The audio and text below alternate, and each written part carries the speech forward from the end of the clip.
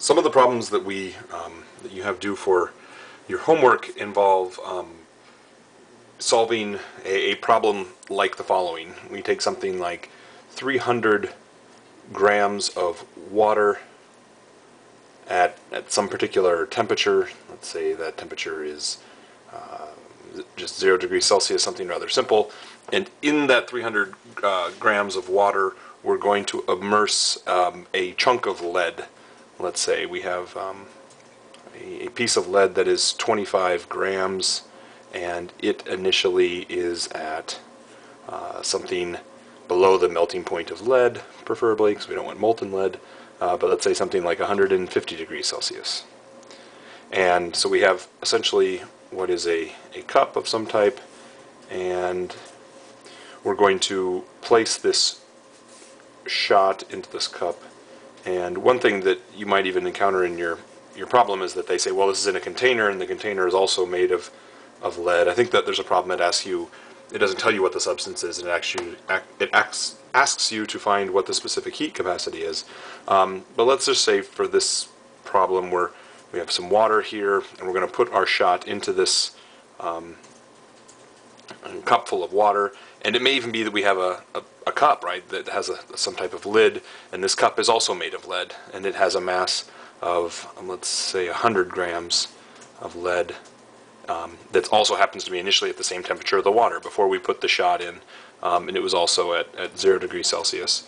And we might say, the question, very common question would be, what is the final temperature of this system? Your textbook offers one possible way of solving this problem, and both are correct. And one I find a little bit bothersome, though. What your textbook will say to do is something of this fashion, to say something like, let's look at Q in equal to Q out, or I think they might even use, some textbooks use Q hot equal to Q cold or something like that. So they're looking for the heat transfer out of the high temperature object and the heat transfer into the low temperature object. Or this might be the heat transfer. This would in, meaning that going into the cold object, and out, meaning the heat that's coming out of the high temperature object. You can certainly do this. One thing that you will find, and one of the students asked a question about this today, was one thing that you will find is that if you do this type of thing, you have to change stuff. So in this situation, we don't have any phase changes whatsoever. So if you were to write down the expressions that describe all of the changes of energy for these two, or for these three pieces, right? We have to talk about the change in energy of this piece of lead, of this piece of lead, and also this piece of lead. As those change temperature, that's going to take energy to do that. And so we have to account for all of that. So let's talk about the heat transfer coming out of the high temperature object. The heat transfer out of the high temperature object is going to be equal to its mass times its specific heat of lead times its change in temperature, right? And the heat transfer into these colder temperature objects is going to be equal to the mass of the water times the specific heat of the water times the change in temperature of the water, plus the mass of the lead on this side times the specific heat of the lead times its change in temperature of the lead, and this is of the water, and this is of the hot lead, right? So as we go to plug these values in, we spent a lot of time this semester describing the fact that delta blank equals that blank, right? Delta smiley face equals smiley face final minus smiley face initial, right? So each of these expressions includes a delta T. And so if we want to describe what the change in temperature is, that should always be something that is T final minus T initial. And that's certainly true for the left-hand side of this equation.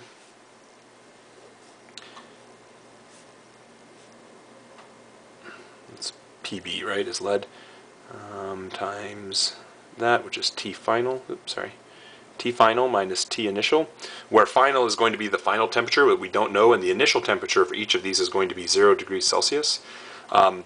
But then when we do the right-hand side of the expression, we should be able to see something that gets a little bit screwy, that the change in temperature over here, if we do TF minus TI, that would be the temperature final minus the initial temperature. And you should be able to recognize that if we start plugging in the values here, this will be, the temperature final here will be higher than 0. So when we take TF minus TI, even though we don't know what TF is going to be, we know that this will be a positive number. We know that M, C, this M and this C are positive. This will be a positive value. This mass, this specific heat will be a positive value. This will be a positive value, and TI will be positive, but TI will be a greater value than TF. And so we'll get a negative sign here. And that will tend to screw things up. You won't get a correct answer because what happens when you multiply this through is you're going to add stuff, and you won't calculate out the right value. You end up adding additional energy into this thing. And the only way it works if you write out an expression like this is to write this change in temperature here as Ti minus Tf. And that's just doesn't seem very intuitive. Why would you do that? I mean, delta T is always Ti minus Tf.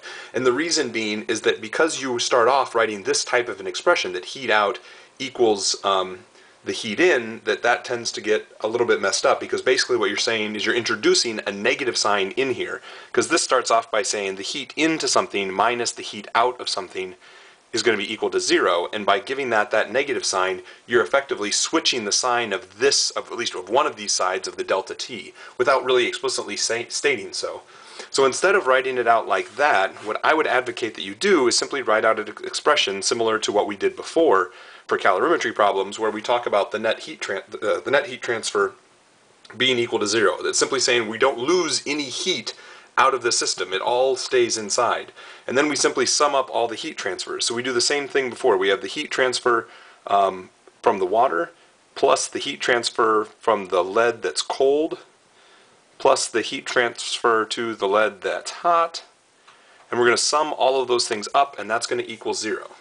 Right? And so we get the same expressions from before,